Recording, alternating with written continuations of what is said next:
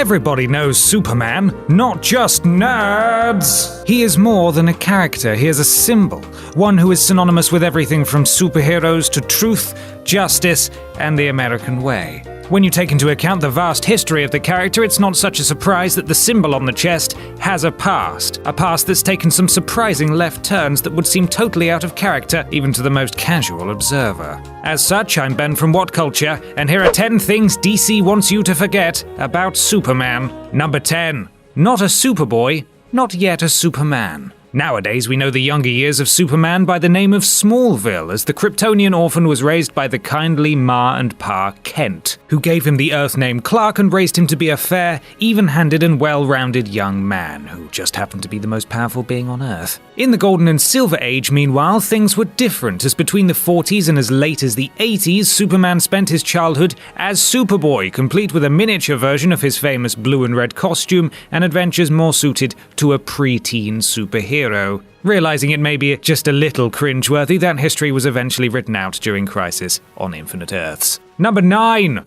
All the times he was a super dick. And I ain't talking about his private time with Lois. Ho! When he wasn't enjoying the treasured memories of his superpowered childhood, the adult Superman of the Silver Age took time out of his lifelong commitment protecting humanity to be a total douche to his friends, peers, and loved ones just because he could. That's a bully. That's what a bully does. There's a whole list of times Superman was a real jerk, from playing off his warring sweethearts Lana Lang and Lois Lane against one another, to the times he belittled and straight up tortured super friends Batman, Aquaman, and Green Lantern. What a knob! Number 8.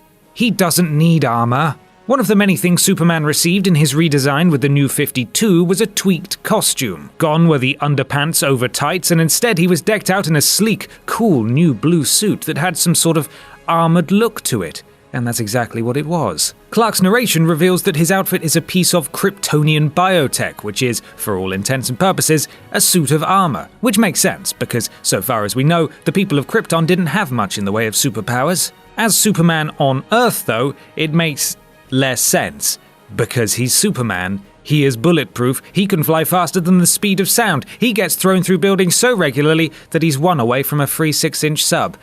But armor. Yes, better get him some armor. Number 7.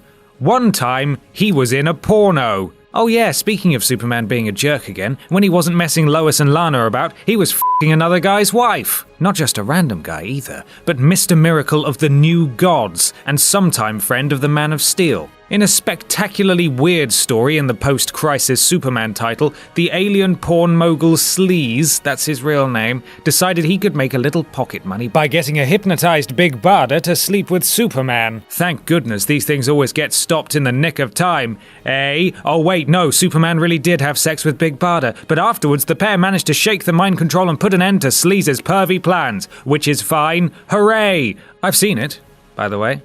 It was naff.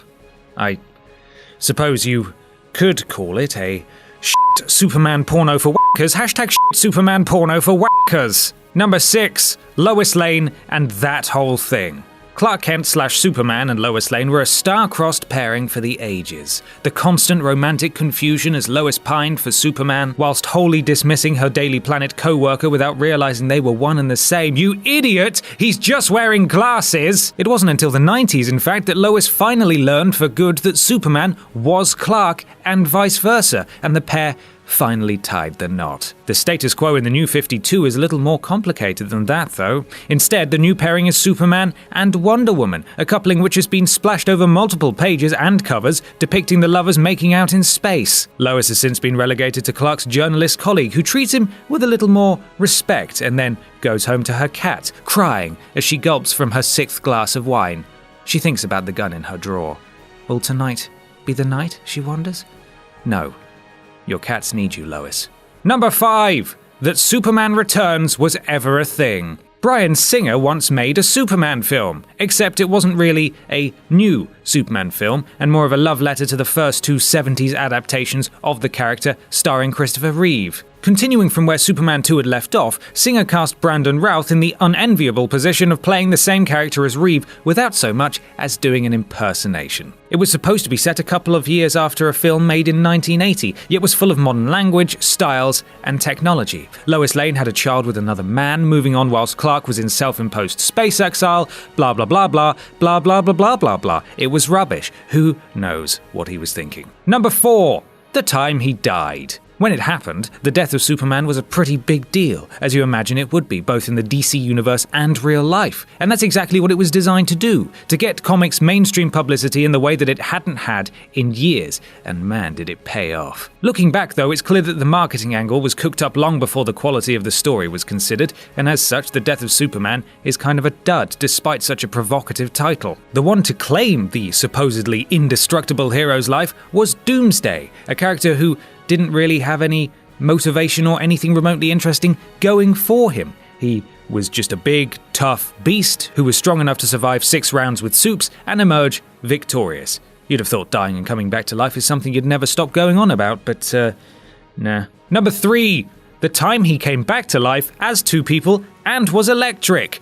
Oh, for f***'s sake. Something that's spoken of even less than the death of Superman was the eventual, inevitable return of Superman. Not long after his resurrection, there was a storyline where Supes stopped getting power from the sun, so instead got them from electricity for reasons. So his powers became electricity-based, and he got a new electric blue look, complete with sparks trailing behind him wherever he went. But that's not all. They then decided to split him into 2 distinct beings, with each Superman believing himself to be the original. Blow raspberry. Oh, right.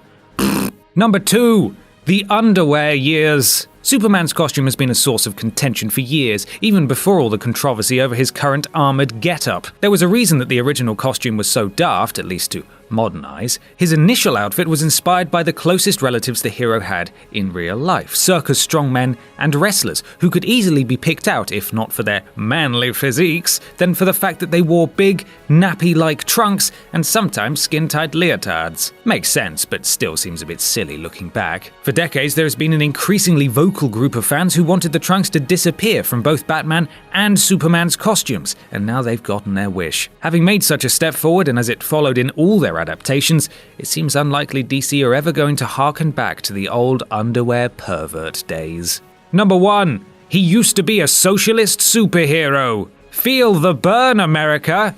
Is that still a thing? The world's first modern superhero was created in 1938 by Jerry Siegel and Joe Shuster, a couple of Jewish kids with leftist sympathies after growing up being bullied and otherwise victimized for who they were. So of course their greatest creation, the Ubermensch, was a bit of wish fulfillment, a character who could stand up against not only those who had wronged them, but all the perceived wrongs in society at that time. Superman, in his initial appearances, wasn't just a passive character who reacted to villainous wrongdoings and crimes. He was an active force for change who sought out corruption, oppression, and the like, and bloody well did something about it. This Superman was more of a mouthpiece for Siegel and Shuster to address some of the societal imbalances and problems they saw in their own lives. Now, there was a brief, shining moment when the character's reintroduction in the New 52 saw a young, brash Clark Kent coming to Metropolis to bring down nasty capitalist scum Lex Luthor, but that was quietly dropped in favor of a more traditional genre fare. And to be fair, with the likes of Darkseid and Doomsday running amok,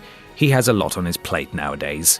And that's our list. Are there any we missed off? Let us know in the comments below, and don't forget to like, share, and subscribe. You can even follow me here on Twitter if you fancy. I'm Ben from WhatCulture, and thanks for watching.